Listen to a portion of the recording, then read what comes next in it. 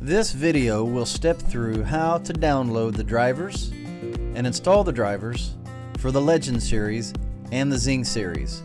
So this video encapsulates instructions to handle both models. So let's go to the website of EPILOGlaser.com. Then we're going to hover over Support and Service, go down and hover over Driver Firmware Downloads, and then click on More. This will open up the library of drivers from the current models to the older units. I'm going to try and make this video apply to the Zing, Mini18 24 Helix, and Legend 36 EXT. These instructions should work for those three machines. So let's get started. We'll download one of these and step through it. So with this open, we're going to choose Download Now, and that will download a zip file to my computer. So on the computer, I'm going to let that go to the Downloads folder, Mini18 EXE, and choose Save. Now that is saved to my computer. Since that is saved, I can just simply click it here, or I could go find the folder and execute it from there. But I'll just go ahead and choose Mini18 EXE. So that's going to start the installation.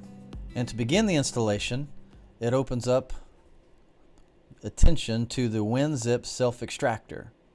So this has some files in the driver that's going to unzip to a folder it creates.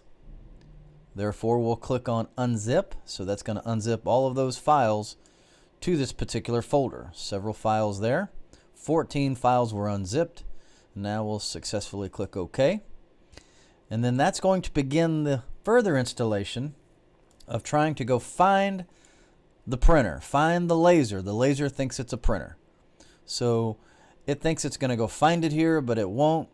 We understand that. So now we're going to click the printer that I want isn't listed. So when we choose this button link here, then we get to the Add a Printer dialog. At this point, it's important to explain that the Zing Mini Legend series, Mini18, Mini24, Helix, and Legend EXT can all be connected to a computer via a USB cable or an Ethernet cable. Now they can also be connected to a wireless switch or router through an Ethernet cable.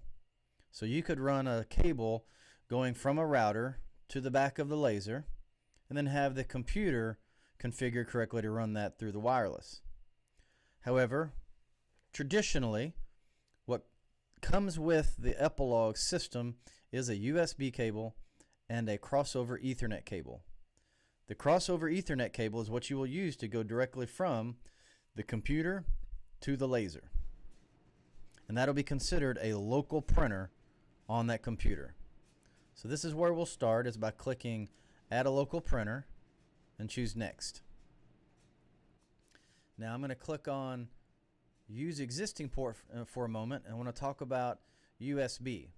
If you are setting up this connection from the computer through a USB to the laser, you have to understand that computers with Windows, especially computers with multiple USB ports, can actually run into trouble because you might be assigning it a port that the laser is not connected to. In other words, you might have the cable connected to USB port number 1, but it's actually driver set up to connect through number 2 or 3 or 4, vice versa, depending on what port. So if you are having trouble connecting and getting a good connection in jobs from your computer to the laser, whether it's a Zing, Mini, or Legend, through the USB cable, it's important that you double check the port. And you can choose different ports, and sometimes simply rebooting the computer, sometimes unplugging the cable and plugging it back in, or even unplugging it and connecting it to a different USB port will solve a connection issue with USB. So that's just a brief caveat to working with the USB, and there's no real connection or utility to check to be sure it's connected. You just have to kind of hardwire, try that out. So, but this video tutorial will be about using the Ethernet connection setup. So we're going to choose create a new port, and the port will create, and I'm going to follow the traditional EPILOG nomenclature for setting up these printers with the Ethernet crossover cable. So that is typically going to be a standard TCP IP port. Next, and then we'll use 192.168.3.4. This is the address that would be assigned to the laser and the printer driver. We'll talk about the setup of the network port on the computer in just a moment. But for this, we're going to choose Next. Now at this time, the instructions in the owner's manual would step through and say click on Custom and Settings. And I've had many folks call through a tech support line and say, man, I've got to this point and we've installed the driver and it just won't work. And that's typically because they forgot or bypassed by accidentally this LPR port. You have to check LPR, and you must type in the queue name Legend. I think it could also be laser or something like that, but follow the instructions and be sure you do not skip this section, LPR and Legend, or the job won't work even though everything else is correct. Okay. Then Next.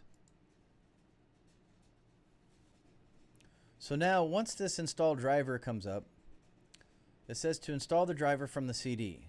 Well, I doubt you might be using a CD anymore. Old instructions even have CDs, but everything is pretty much online nowadays.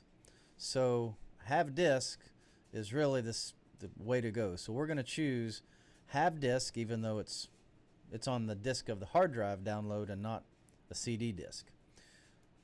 So install from a disk or from the computer. So we're going to go browse to that folder that it created.